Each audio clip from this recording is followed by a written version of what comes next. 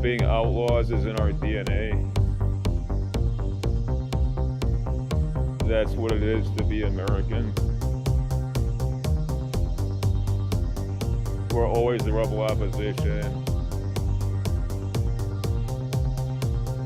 We're always outnumbered. We're always hated.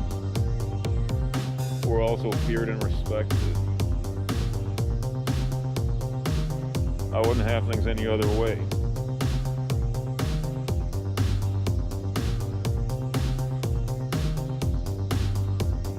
I'm having a good time.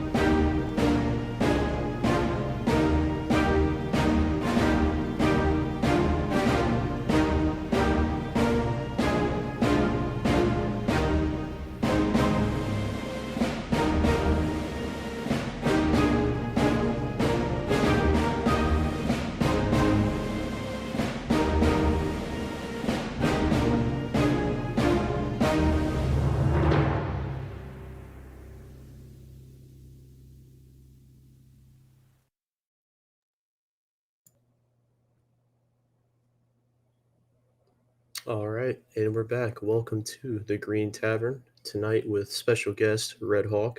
As always, I'm Horatius, joined by my co-host Kaiser and Alfred, and our lovely producer, Mr. Kevbot. Tonight we have the hunting special, and what better time than this? Because last Saturday, November 15th, was opening season for much of the state of North Carolina, particularly the western half of the state. Opening day for rifle season. It's a big day every year. It's the first year that I've not been able to get out there as early as I wanted to, but I'm hoping myself to be able to get out pretty soon. Mr. RedHawk, no, you are the hunting aficionado of the OGC. What are you looking at this season as far as maybe whitetail, some other animals? What are your prospects looking like? Well, first of all, thanks for having me on, fellas. I've been looking forward to this one, and much to my chagrin and to my eternal woe, I do not get the opportunity to talk about this topic, which I love oh so dear to my heart more than anything else in the entire world, is the most masculine and deeply American sport of hunting. America has more hunters, both as a percentage of the population and numerically of the entire developed world, and is still like that to this day. If you were to just take the combination of active hunters with the deer tag in the Midwestern states of Michigan, Wisconsin, and Indiana combined, that is more men than all of the world's armies combined. So just to put it in perspective there of how many hunters we still have in the United States. But for myself, I do not think I will have the opportunity to go out and hunt any whitetails this year. I might have an opportunity to do a little bit of bow hunting in December, like just before Christmas time, but I am not positive on that one. What I am looking forward to actually is just this Saturday, the Yellow Dog Pack, which is the Florida chapter of the OGC, and myself will be going on a wild boar hunt just this coming Saturday. So I've worked hard to set this one up. I think 10 of the 12 guys who are going have never hunted before, period. So it's going to be an amazing opportunity for a bunch of our guys to get a baptism in blood, as it were, and finally pop their cherries. Other than that, I am looking to do a pheasant hunt in a couple of weekends when I'm back up in Michigan for Christmas time in that. So that's kind of what I'm looking forward to for the rest of this season. I think boar hunting is one of my favorite particular styles because boar hunting, you have both like people who do it in the most like primitive way possible, where they have dogs and knives and they get the dogs to hold them down and stab them in the heart. And then on the other hand, you have those guys out in Texas that are in helicopters shooting them with machine guns. Where are you falling at in the spectrum for this planned bow hunting? Are you renting out a helicopter with an M60 and recreating that scene in Full Metal Jacket, or are you going out with normal guns? I wish that someday I might have the opportunity to do one of these helicopter hog hunts. Until you look into the price, and it's literally the price of an African safari to do it, because helicopters cost money and fuel costs, and renting one of these giant ass machine guns also takes a pretty penny. So I mean, maybe if I have that kind of money to burn on just a couple hours of fun that way, maybe I'll do it someday, but I'd rather just go hunt in Africa for that price. However, for this coming Saturday, we are actually doing what you just described, Kaiser, at the front. This is going to be a hog and knife hunt for this weekend. So people are going to get their hands dirty. And I intentionally chose that for the first time that a lot of guys are getting their feet wet, as it were, for hunting. Because hunting, above anything else, and people will just never understand this until you actually participate in the sport yourself, of hunting first and foremost is a spiritual experience. You get a connection to the wild world, to the game, to nature in ways that you never can unless you actually are out there in the woods tracking your game and taking life. It's one of the most human things you can do. I have qualms about this a lot when I'm talking about on my Twitter, because everybody knows, I'm not just a hunting aficionado, but just a wildlife and, animal aficionado in general. And you just never really get the understanding going on like a photo safari. And you see this now where you go to places like Kenya or Tanzania, and you'll have convoys of 20, 30, 40 safari vehicles from various competing companies. And it's like there's more vehicles than game, basically. And it's like an open air zoo. But actually going out onto a game reserve where all the game still has a fear of man and understands that, when I see this two-legged biped walking around in the grass, that thing's not friendly, and that thing is out here to kill and eat me. And you just get a connection to nature that you just can't get anywhere else. I don't care how many times you sat in a bird blind, going bird watching or something like that. It's just not the same. No, you're entirely correct. And this was what I wanted to talk about more than anything was just that the connection to hunting that you get reconnects you to you as your ancestors more than almost anything else that you have available to you. I remember thinking exactly what you were saying. The first time that I went hunting with my brother and my dad, it was just rabbits out in, the woods, and we just had a couple 22s, but there's something about just this animal, and you take the life of it, and then you then reduce it to meat, but understanding that process of here is how you actually sustain yourself. Whereas now you have libs who think that meat just grows on supermarkets, or like people, even if they don't necessarily think that, that is how they treat it. They don't really, there's this disconnection between the actual process of creating the thing that you eat from a living being into a meal that connects you on a deeper level than almost anything else I've experienced. So I'm curious too, because I want to talk a little bit more about that knife hunting. Why did you decide exactly to go with that? And how difficult is that compared to your typical, going around with a gun, or is there any like danger to that specifically? Well, I'll get to those answers, but one thing I do want to chime in on when you're talking about the connection of where your food comes from. The other thing as well is that you just get a connection to how the food chain actually works and the environment and the habitats in which game live in. And what I'm talking about is this kind of meme version that people have of, oh, you're going into the woods and you're killing this majestic Bambi in the most inhumane and horrible way possible, and it was just going to live out the rest of its life, you know, in most perfect harmony with all the other animals in nature, and it was going to get a, you know, a funeral with bagpipes, you know, when it finally met the end of its days or something. It's like, no, nature is very, very brutal, and there's absolutely no universe in which the deer that you don't shoot to put on your wall just gets to live like a peaceful existence the rest of its days. You know, like when an animal reaches the end of its days, life is very brutal. These deer literally get ripped apart ass first from a pack of coyotes, and that's how they live out the rest of their days when they get super old. You know, so this conversation about, you know, it's inhumane to take a life or something. It's like you shoot something with a good shot placement in the lungs or the heart, whether it's with a bow or a gun, and that thing is dead within like 90 seconds. You know, so as far as I'm concerned, that's a much better way to go than to literally get eaten ass first for minutes on end while you're still alive, you know, by a pack of ravenous animals. Yeah, you know, staying on the subject of like perceived inhumanities and whatnot, in the state of North Carolina, and I think this is true for much of the American South, we've had a problem in the last few decades, particularly the last 20 years or so, of a mass overpopulation of particularly white-tailed deer. And in the western part of the state, at least, they've been causing millions and millions of dollars of damage to various farmers.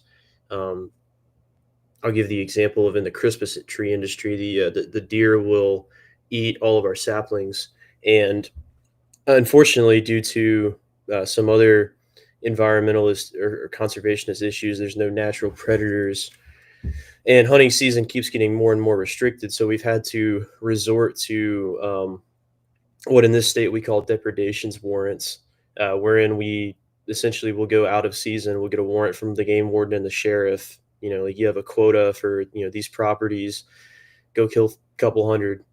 And it's kind of gotten to that point with the sheer overpopulation, largely, I think, due to a combination of like an anti-hunting stigma and then also perhaps just a decrease in hunters year by year. What do you think about all that? I mean, there definitely is a bunch of anti-hunter rhetoric in the air, and it's been trending in this direction for the last couple of decades. One of the things that I will never ever forgive George W. Bush for is he was the first, you know, Republican president, at least to my knowledge in living memory, who was just an open anti-hunter as it related to his legislation and policy positions that he passed. In 2002, he passed the new CITES quota for various species around the world, and one of these was polar bears, actually. And to this day, there's still around 30 to 35 legally killed, legally harvested polar bear taxidermy and carcasses sitting up in a freezer in Nunavut, Canada, and they're illegal to be shipped back into the United States from trophy hunters who shot these in the early 2000s. Basically, the thought process of that was, it's like, oh, well, this is an endangered animal, totally ignoring what the actual science is as to how many of these things are left. They have similar CITES quotas for things like cheetahs and places in Africa. You can't ship in a cheetah trophy. You know, they do. The regulations are also really hard on things like ivory and such. So there's a lot of this, and it really does suck too, because in an administration like such as Trump's, everybody knows, or at least everyone is somewhat familiar with, Donald Trump Jr. is a huge big game hunter. The guy goes hunting every single year, you know, and posts about it pretty regularly. So I don't know really what this is. This is just like the woke nonsense has kind of seeped into everything, is just having this ridiculous stereotype of what hunters actually are. But, you know, there's a perfect opportunity here for the right wing in general to reclaim this banner of conservation. And I've been harping on this for years, because for forever, or at least like the last like 2.5 decades or so, has been, it's just climate change all the time, all places and everything. Like, you know, trash in the rivers in India reaching, several feet deep is climate change for some fucking reason, right? It's just every environmental issue has just been taken hostage by this one thing. And I'm sorry, but not every single issue facing the environment has to deal with, your alleged perceived like 0.2 degrees Celsius increase in temperature or whatever. I mean, the goalposts are moving all the time on this thing. So yeah, it's a big problem. But yeah, I mean, on the white-tailed deers, yeah, there's clearly way too many. In my home state of Michigan, in like the southeast corner of the state now, the deer tag limit is now up to 6. You could shoot 4 does and 2 bucks, at this point, but just because there's so many of them in some places. Our own Jay Burton hit a deer just last year driving back from one of our events. I've hit 3 deer in my life. They're everywhere and they need to be managed. Yeah, certainly, and I can attest to all that. Hitting a deer. My mother hit a deer in her little crossover hatchback, and it destroyed it. And then in contrast, my little brother driving my truck with the 300-pound bull bar on the front hit one. It just obliterated the thing. But we've been seeing a lot more of that, especially like the encroach into suburban areas. But with the way that economic factors are going, particularly with grocery prices, I think hunting is a untapped market, at least for Zoomers, as far as putting food on the table. You have, at least in the state of North Carolina, 6 tags a year. You got 4 doe and 2 bucks, and every time you go to the grocery store and you're looking for whatever meat you're going to buy, you keep seeing the prices go up and up and up. You can easily, assuming that you put the effort in, go in and harvest potentially up to six whitetail a season and feed your family that way. And that's really kind of a callback to how things always used to be. But there is a bit of a cautionary tale when talking about that, mostly from the millions and millions of foreigners that we've been importing. And I'm sure you saw that thread. I don't know if Kevin has it or not, but maybe about a month or so ago in Canada, talking about all these, we'll say, dot, not feather Indians coming in with their SKSs or whatever and just blasting everything in sight. We see the same thing here in the U.S., be it hunting, fishing, whatever, just clearing out entire populations of anything that they can shoot. And I think that's something we're going to have to contend with quite a bit as we go forward. So it's sort of a balancing act we have to play. Yeah, I mean, it is just so obvious looking at the state of all of these countries from, various parts of the world, whether it's India, whether it's Mexico, whether it's, parts of sub-Saharan Africa or whatever. It's just these places do not have the same reverence for their wild spaces that we do. This is just a very Anglo and a very American tradition that we have, this conservation movement. And if we import more and more people who are not like us and do not have the same respect for the land, you're going to have the same kind of results. One documentary that I is widely recommended by people in our circles, and if you have the stomach for it, everyone should watch it. It is Africa a Dio, and what you will see in that documentary is the aftermath of the decolonial period in the 1960s Africa. And there's an extended scene of when the British leave British Tanganyika, which came to be Tanzania, and shortly after the British left, the local Bantu decided to raid all of the national parks that the British made, and they would literally form giant circles of some 10,000 guys wide in these parks, basically holding hands, and then they would slowly close this circle as each guy would walk in closer and closer and closer with their spear, and they just stabbed literally everything to death in sight, and they killed millions of African megafauna. The population over there has decreased 95% since 1960 of the megafauna population across the entire continent of Africa. So it's just obvious, if you give modern technology to these people, they are just going to rape and pillage their lands and have no respect for it whatsoever.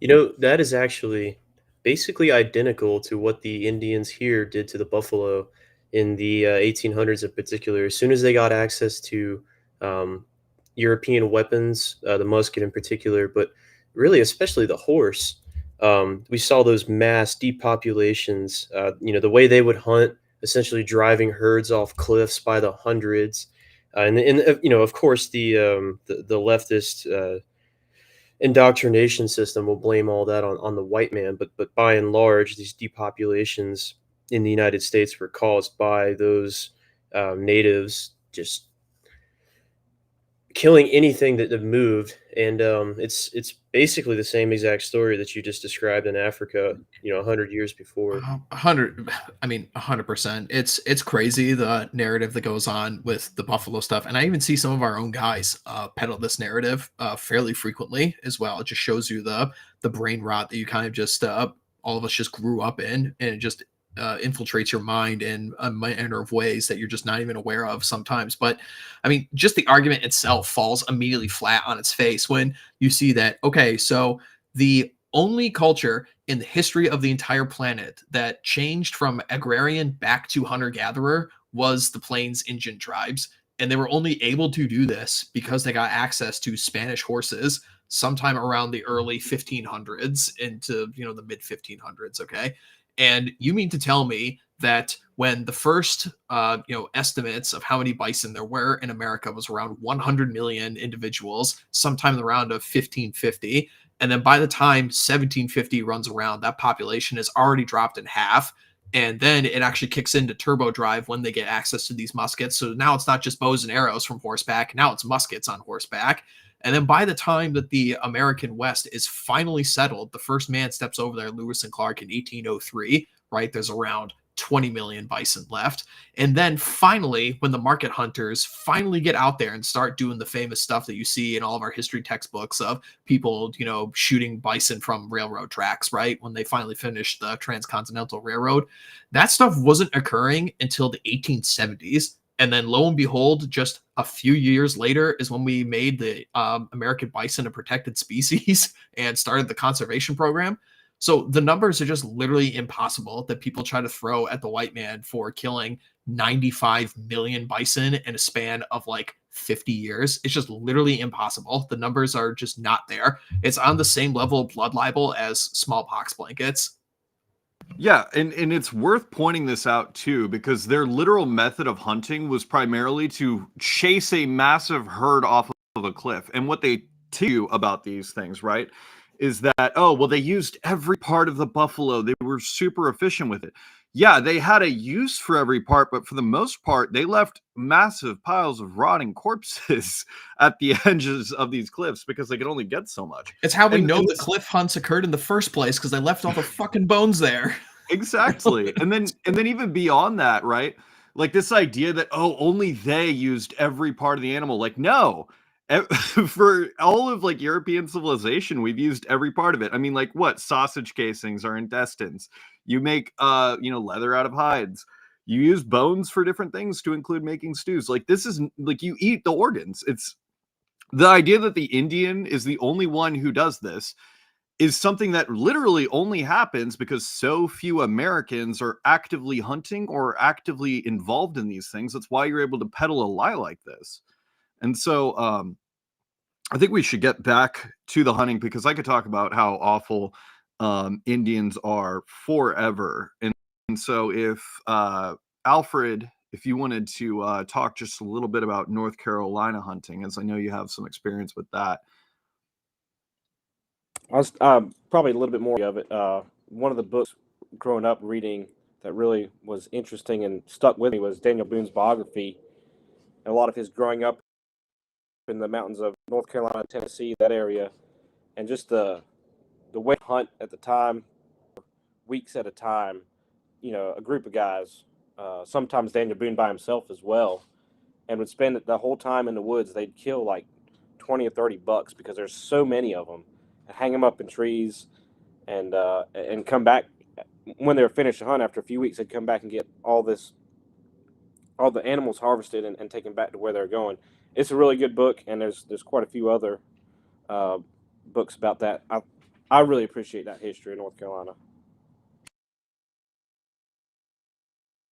Oh yeah, America has a deep history of famous hunters. I remember a book I read a couple of years ago was Willie Robinson's book of the Duck Dynasty fame. He wrote a book called American Hunter, where he goes through many of the great hunters of the early colonial period.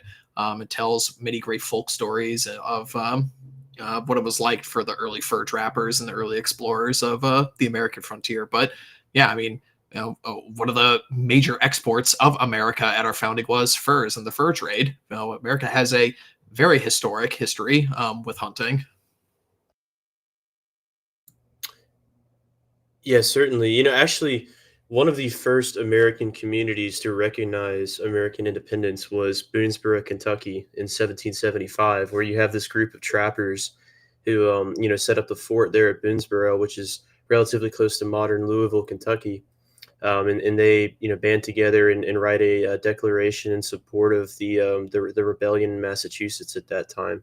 And then fast forward throughout, westward expansion, the American hunter, the American trapper was always at the forefront.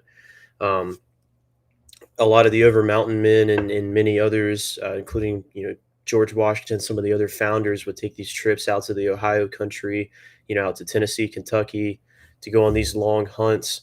And then as the country developed, as we pushed westward, we have all these fantastic stories of the various mountain men. I think of guys like Jim Bridger or Jebediah Smith, or even guys like Hugh Glass, and these crazy stories of survival and perseverance. That really is the American character, sort of embodied in the trapper, in the hunter. Oh yeah, I mean, American history is just intrinsically attached to the frontier and all that comes with that lifestyle for sure. I mean, my mind goes to a character who's a little bit later in this, but is certainly my favorite president that we've ever had is Theodore Roosevelt, founder of the American conservation movement that everyone is well known for, but people might also not be aware of that. So back during the early 20th century and into the late 19th century, most people actually didn't have a good understanding of what most animals in the entire world actually looked like. Zoos weren't as popular over here as they were in places like in Europe, or private menageries and collections over there.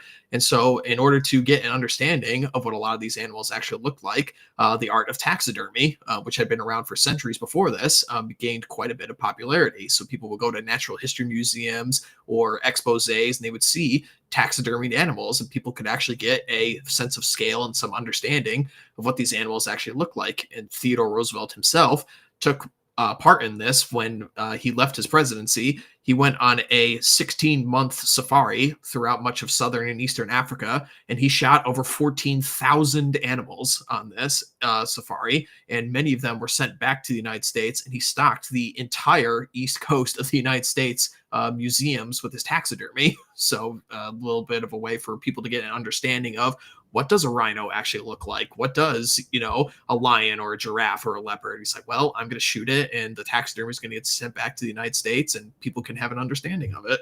And you can actually still see quite a bit of his collection to this day if you go to places like the Smithsonian Museum in Washington, D.C., or the Museum of Natural History in New York, an institution that Roosevelt himself founded. So, there's an opportunity for people to get eyes on.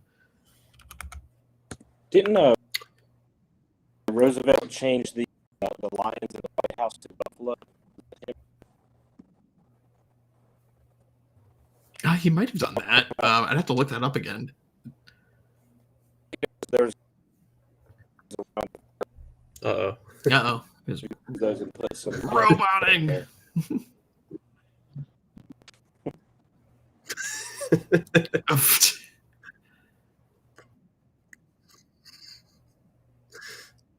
So true, King. Rip. Yeah, real and true. On the topic of safaris, I think it's important to point out that overall, the act of safari in the abstract is a pro-conservation endeavor.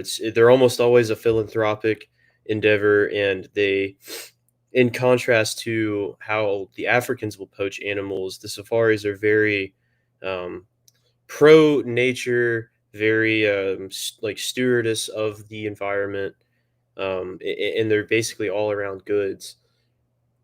Both for the local economy, for local wildlife, and really for just the global hunting industry in general. Yeah, I mean, African safaris are regulated like you would not believe. It is in most parts of Africa, aside from places like Kenya, Tanzania, and South Africa, where all like the big giant game reserves that everyone's familiar with, like Serengeti and Kruger and stuff. Outside of those areas, hunting brings in more money from tourism than actual photo safaris does. It is a extremely regulated industry where on most places, especially when you're hunting on these public game reserves that are basically national parks, you have to have a representative of the government with you at all times. And most of the time, that guy is packing an AK to deal with poachers. On two of my safaris, one of which in Zimbabwe and one in Tanzania, on both of them, we encountered poachers on both of them, and the game wardens got in charge or got involved with that and arrested a bunch of these guys. So it's a whole industry that is intertwined with conservation, with tourism, with the actual fighting criminal gangs. It's very well connected over there.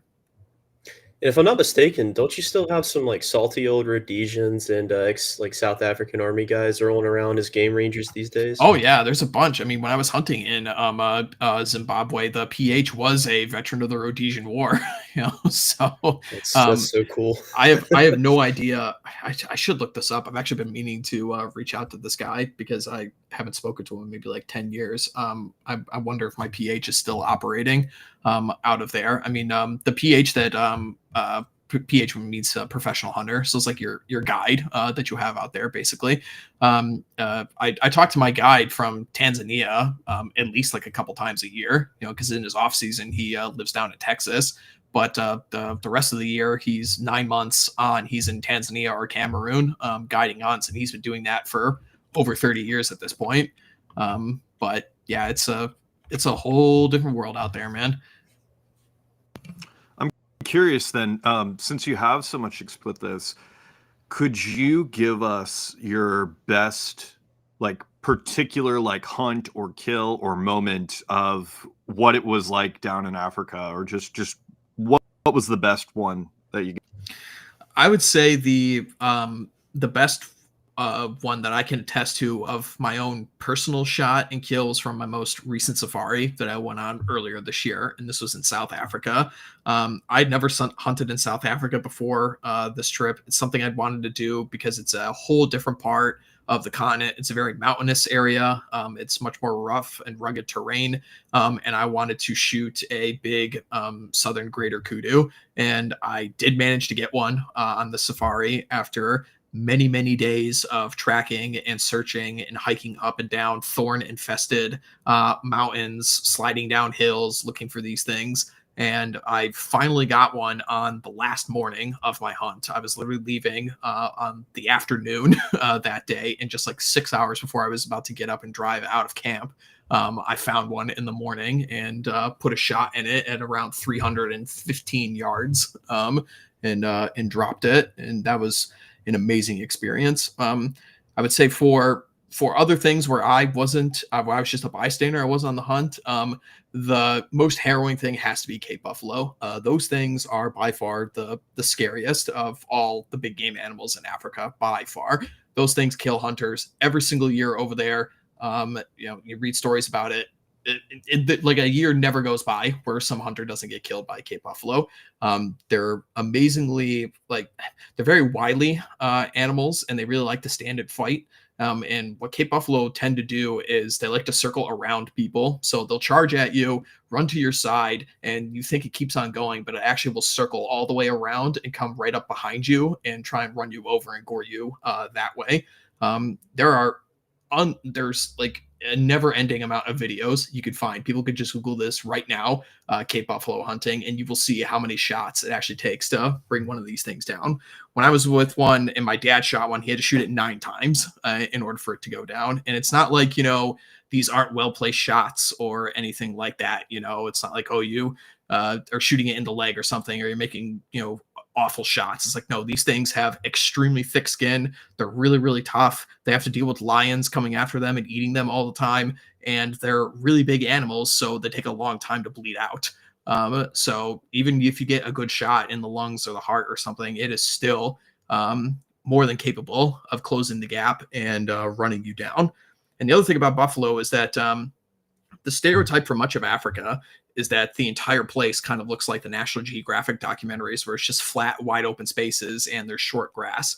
That is not the case. Most of Africa is very scrub brush and deciduous forest, and the grass can actually grow taller than most of the game.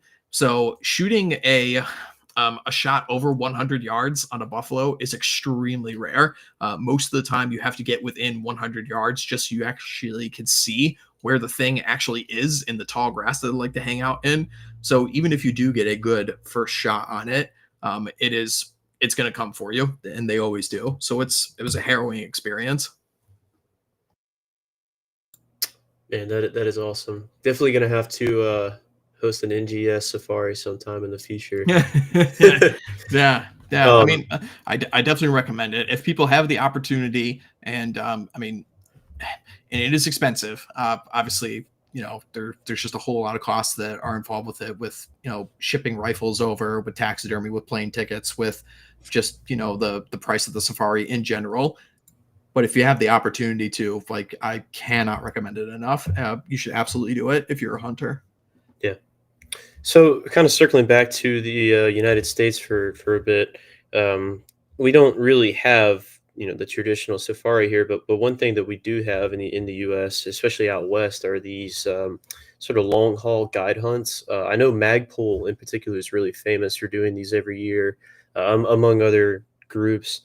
Have you ever gone on any of those, like the long haul elk hunts, I guess moose, etc.? I have not. I really want to.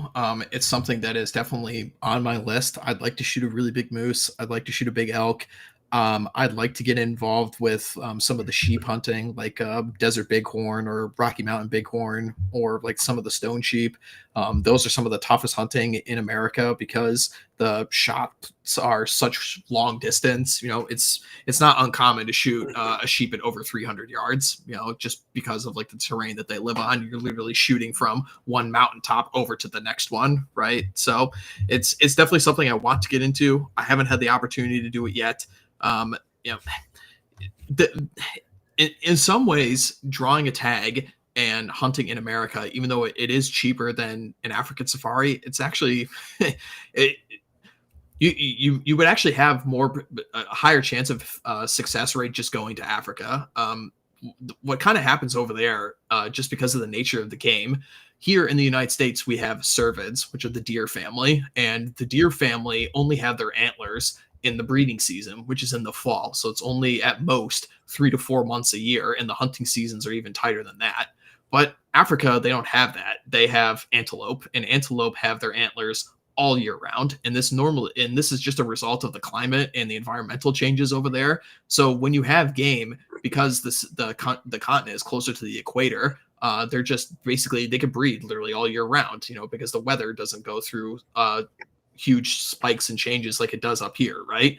So you can go to Africa any time of the year, and you could wake up one morning thinking that you're going to go after eland or something, and you run across like a sable or a roan or something, and you're shooting that instead, because everything is in season all the time there. If you go on like a 21-day safari, and if your budget can accommodate it, you can easily shoot like 15 things easily.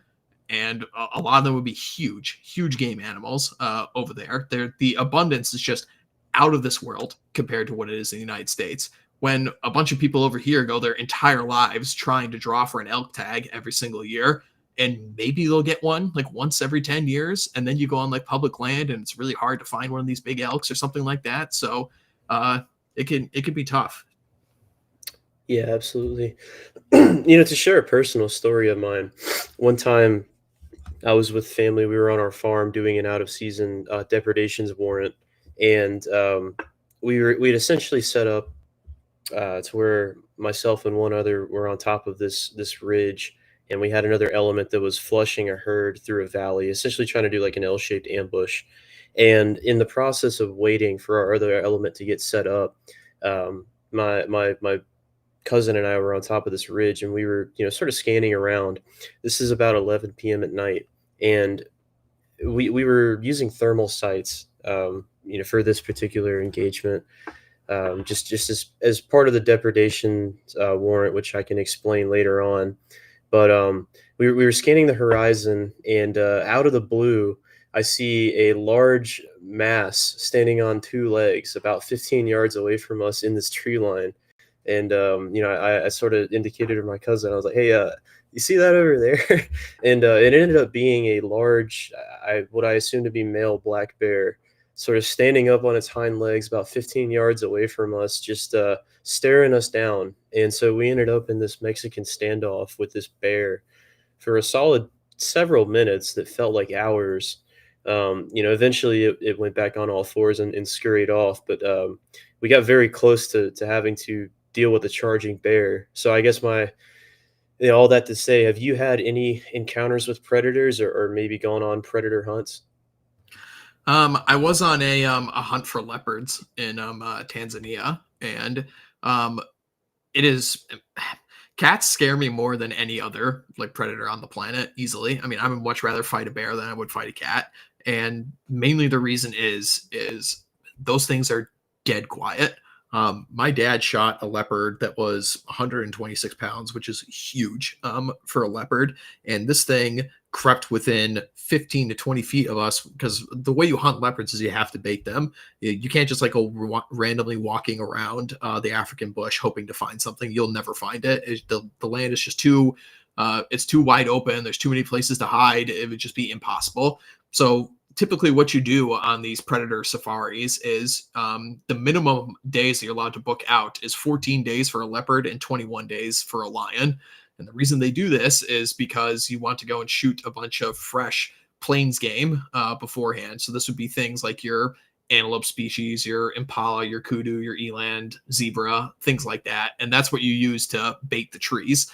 And you'll put up maybe 8 to 10 baits around the game reserve that you're allowed to work with, because when you're hunting in Africa, you're traveling tens of miles a day, just looking around for stuff, and you're checking your baits. If you're looking for a leopard hunt, and you have these trail cameras set up on it, much like how we have for our deer, right? So you go and check the trail camera, see if there's been any activity, figure out like what time a leopard is heading to this area or whatnot. And then they stick you in a blind, and the blind is, basically like the size of like a king size bed, basically, right? It's not like a huge thing, right?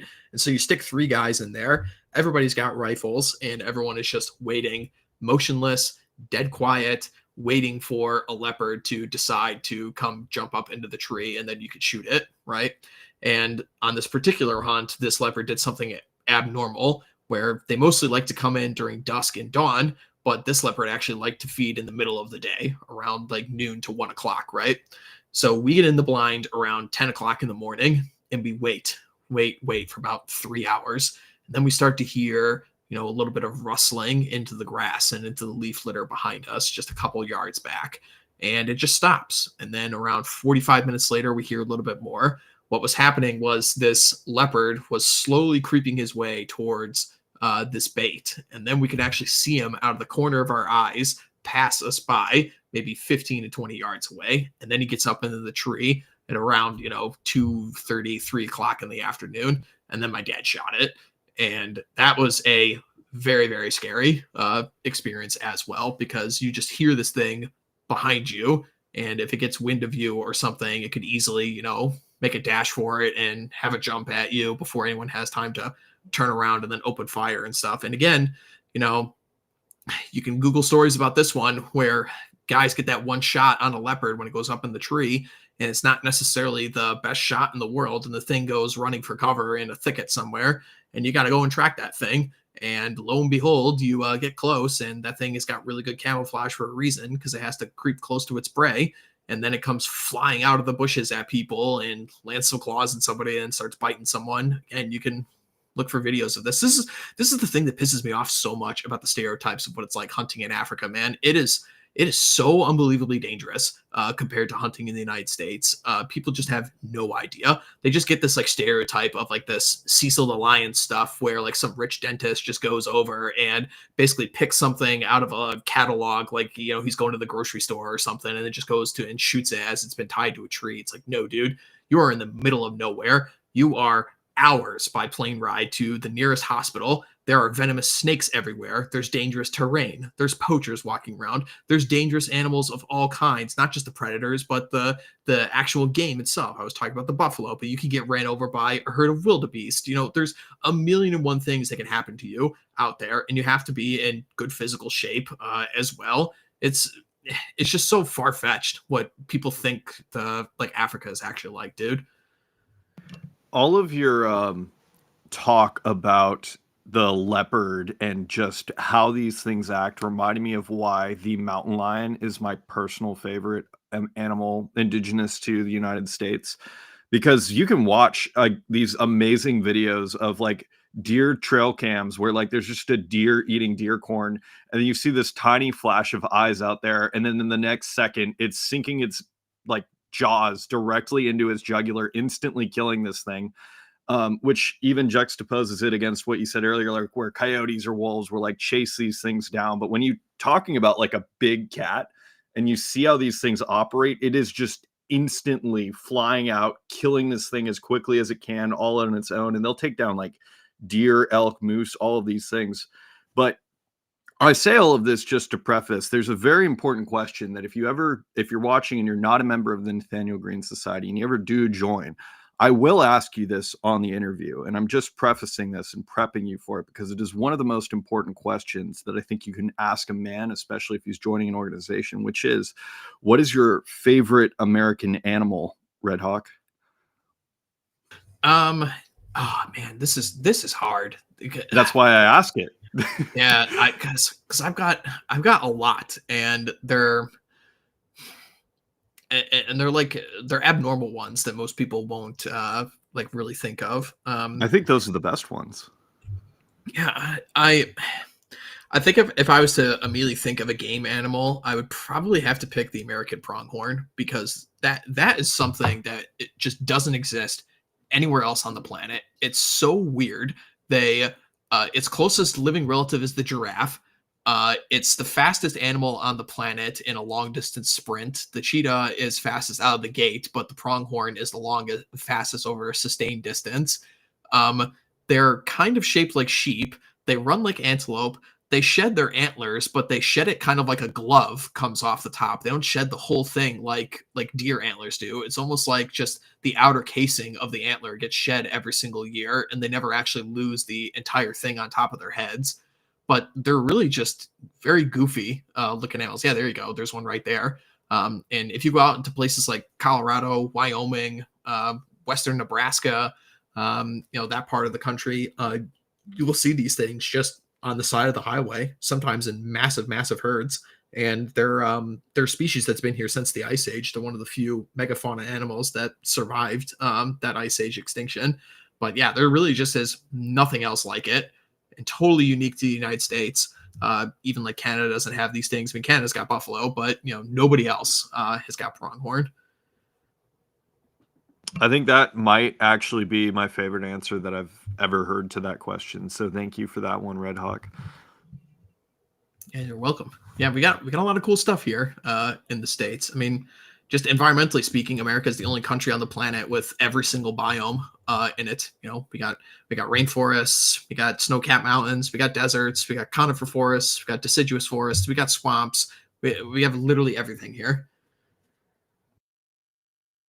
Yeah, that I was actually not familiar with the pronghorn. And that, have you ever been able to hunt one of those?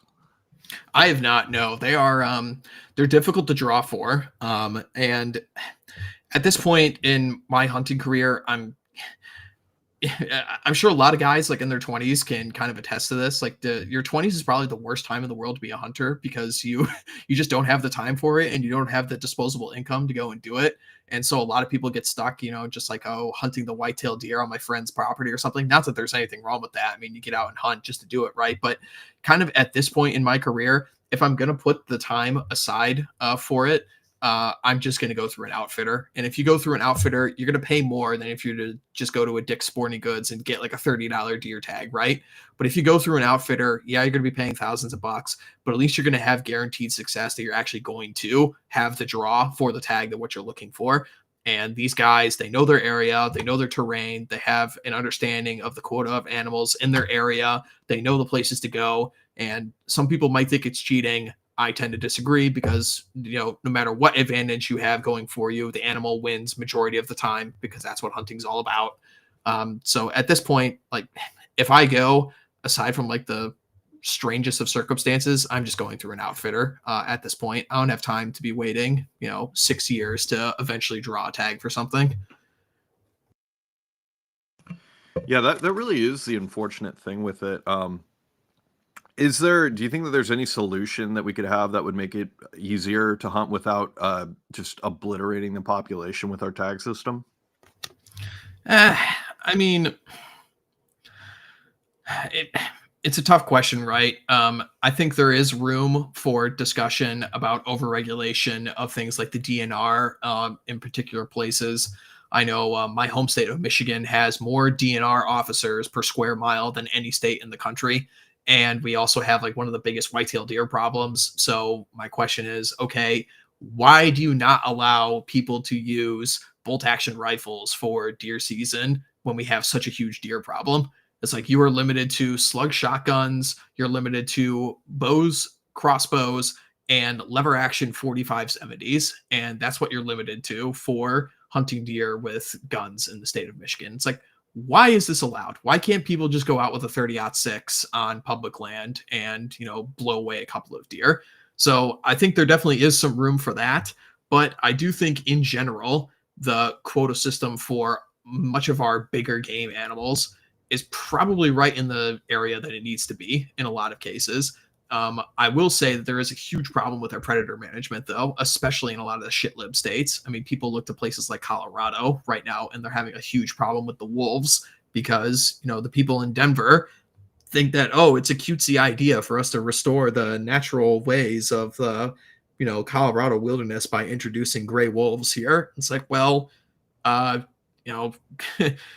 we were kind of talking about with big cats, is that wolves need a much larger home range than big cats do because they roam in big packs. And if you roam in a big pack like that, you tend to overuse the resources in your area way faster than a bunch of big cats would. I mean, people ran this experiment in the 1970s and the 80s in Yellowstone when they first started introducing the wolves. And very quickly, they started to decimate entire elk populations until they finally decided, okay, we're going to federal contract hunters to come into Yellowstone and shoot some of these wolves, because if we don't, they're literally just going to eat everything. So if you're going to have predators, they need to be managed properly. Absolutely. Well, we have one super chat, Mr. Kevin. Would you like to read that off before we get out of here? Yes, sir. We've got one super chat from Cletus. Thank you, Patriot.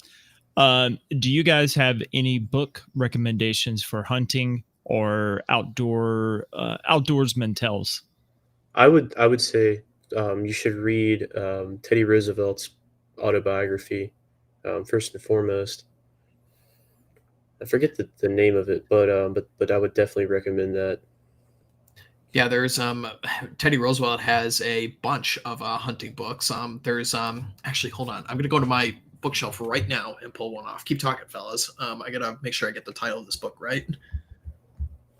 I would say David Crockett, the actual book that I believe he did have. I swear that I read a book that he actually read. It was years back, but I would suggest just reading about him and his life as a hunter. I mean, because he was well known as like the bear hunter. That's what made him famous. It sounded like the Daniel Boone book was a recommendation by Alfred before he started roboting. Daniel Boone is a great choice. The book I've got right here is The Hunting and Exploring Adventures of Theodore Roosevelt. This was published in 1955 by Donald Day. So people can look this up. And this has a bunch of tales from Teddy's hunts in not just North America, but also his African safaris. So people can read that.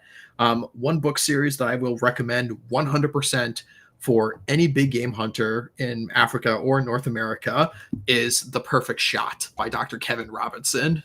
There's an edition for North American game and an edition for African game, and that book is perfect. It was published in the early 2000s, and it has absolutely everything you could possibly ever need as a hunter for tackling any of the game species. Each chapter is dedicated to a specific game animal, and it will tell you literally everything: the right cartridges to use, the right gear to use, where your shot placement, the time of year, how to judge trophy quality through binoculars of certain species. That book is perfect. Everyone should have it. Yeah, and then the hunting book is Davy Crockett, His Own Story by himself. So it's an interesting autobiography. That's my recommend. But I think we do have to go because Chapter House number 18 for the Cascade Frontier is about to go on. And so, Rhodes, would you like to close us out? Yeah, absolutely. So appreciate everyone for coming on the stream tonight. This is a great topic, very dear to me, dear to Mr. RedHawk as well. I'm glad we had you on for this. Very topical, right around the opening of rifle season. Hoping everybody can get some big bucks this year. You know what? Screw it. We'll start a competition here at the NGS. You know, by the end of hunting season, if anyone wants to send in their kills to us, send us a picture. We'll have a little competition who can get the biggest whitetail, and we'll feature that at the end of the season on January 1st. That would be very cool. In the future, I do plan on taking more of our guys out on various hunts. If this hog hunt goes well this weekend, I plan on doing this at least twice a year down in Florida. So, if it goes well, then we could start expanding it out to other chapters throughout the region if guys want to get into it. But I think it's going to be very successful.